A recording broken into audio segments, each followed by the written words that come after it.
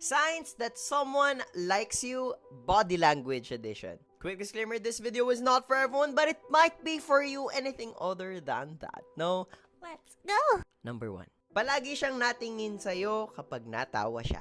In psychology, it is well known na kapag tumatawa ka, you will look at the person that you like the most. So let's say the whole group is laughing. Isa kayong circle of friends, lahat kayo natawa. Bakit siya sa'yo titingin? Keep that in mind. Kaya, number 2, palagi siyang nadikit sa'yo. Don't you find it odd na mas lalo siyang dumidikit sa'yo kahit hindi kayo ganun ka-close? Let's say kapag magkatabi kayo, nag-uusap kayo, you will notice them leaning into you more. They simply want to get close to you and break down your personal bubble. At lastly, number 3, they listen to you with extra attention.